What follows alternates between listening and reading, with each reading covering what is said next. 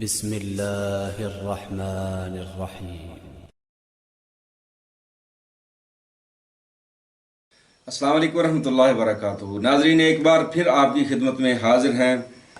اللہ پاک آپ پر کروڑوں رحمتوں کا نزول فرمائے۔ اللہ پاک آپ سب کو اپنی حفظ و امان میں رکھیں۔ کرونا وائرس یہ کسی بندے پر اس کو نقصان کس طرح پہنچاتا ہے، سادہ سی بات سمجھاتا ہوں میں۔ جس بندے کا امیون سسٹم کمزور ہوتا ہے نا جی، یہ وائرس جا کے سب سے پہلے، یعنی لگتا کہاں سے، ہاتھوں سے، سب سے پہلے ہاتھوں سے کسی جگہ پر کہیں یہ وائرس موجود ہے، آپ نے ہاتھ لگایا، وہاں سے آپ کے ہاتھ کو لگا، آپ نے اپنے منہ کو صاف کیا، نوز کو صاف کیا، لگ گیا۔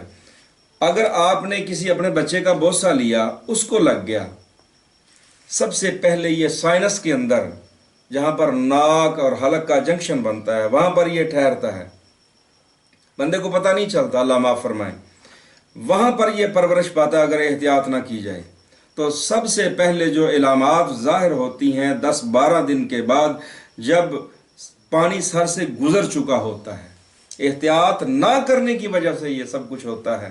ہوتا وہ ہے جو اللہ کو منظور ہوتا ہے، لیکن احتیاط ضروری ہے۔ آج سارا دن میں نے لوگوں کو سمجھایا کہ توکل کرنا ہے اللہ پر، لیکن کس طرح کرنا ہے۔ ایک حدیث میں آتا ہے کہ ایک صحابی اپنی اونٹنی لے کر نبی صلی اللہ علیہ وسلم کی خدمت میں حاضر ہوا اور اونٹنی کو باہر کھلا چھوڑ دیا۔ آپ علیہ الصلوۃ والسلام نے پوچھا، اے میرے صحابی، تیری سواری کدھر ہے؟ کہنے لگا، یا رسول اللہ صلی اللہ علیہ وسلم، اونٹنی کو باہر چھوڑا ہے۔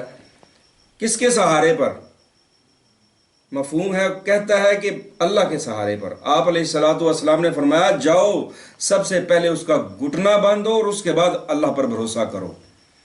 تو اسباب جو ہیں ان کو اپنانا ضروری ہے، اور اس کے بعد اس مسبب الاسباب پر بھروسہ کرنا ہے۔ یہ سب سے پہلے حلق کے اندر ٹھہرتا ہے، اور یہ جو گلا ہے، یہ گلا خشک ہو جاتا ہے، خشک کھانسی ہوتی ہے، ناک سے پانی نہیں بہتا، بلغم نہیں ہوتا۔ اس کے بعد اگلی کیفیت، یہ سر میں درد ہوتا ہے۔ سر کے درد کے بعد بخار رہنا شروع ہو جاتا ہے، ہلکا ہلکا کپ کپی کے ساتھ بخار ہوتا ہے۔ پھر پورے جوڑوں کے اندر درد شروع ہو جاتا ہے، ہر شدت کا درد ہوتا ہے، بندے کی بھوک ماری جاتی ہے، نکاہت انتہا درجے کی ہوتی ہے بندے کو۔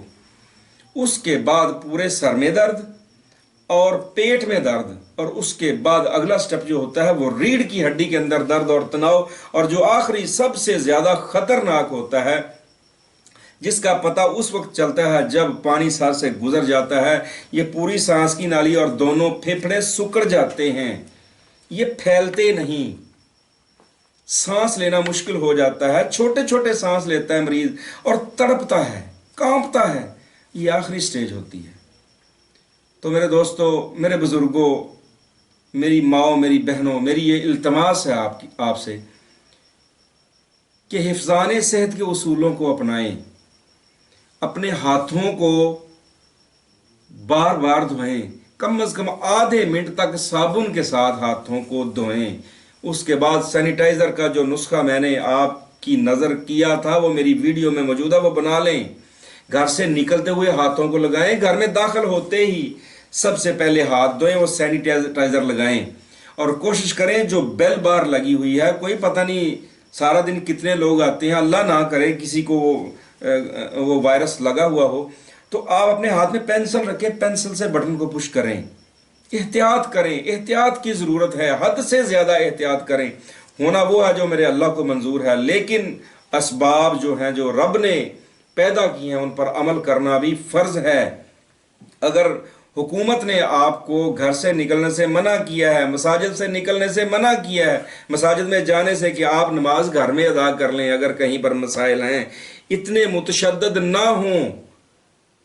سیانے کہتے ہیں جب اندھیری آئے تو بیٹھ جانا چاہیے، یہ التماس ہے، یہ اس کی خاص علامات ہیں۔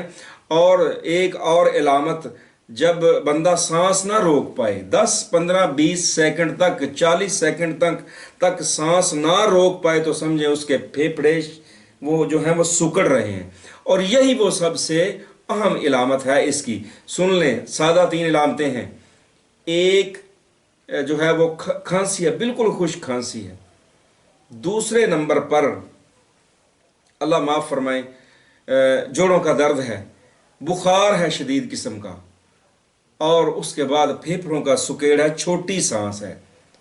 تو جب کسی کو دیکھیں فوری طور پر اس کو جو کرنٹینہ سنٹر بنائے گئے ہیں، جو گورنمنٹ نے، ہماری آرمی نے بہت محنت کر کے سب کچھ تیار کیا، ان کے ساتھ تعاون کریں، وہاں پر مریض کو داخل کرا دیں۔ زندگی موت اللہ کے ہاتھ میں ہے۔ اللہ سے دعا ہے کہ اللہ پاک ہم سب کی حفاظت فرمائیں اور ہم سب کو اپنی حفظ و امان میں رکھیں۔ دعاؤں کی اپیل ہے، اور دعاؤں کا اہتمام کیجئے، نماز کا اہتمام کیجئے، اللہ سے معافیاں مانگیے اپنے گناہوں کی، تاکہ اللہ پاک اس مصیبت کو ٹال دیں، کہیں اور لے جائیں، جہاں پر کسی کو یہ لگے نہ، وہاں پر لے جائے اللہ اس کو۔ دعاؤں کی درخواست ہے۔ السلام علیکم ورحمۃ اللہ وبرکاتہ۔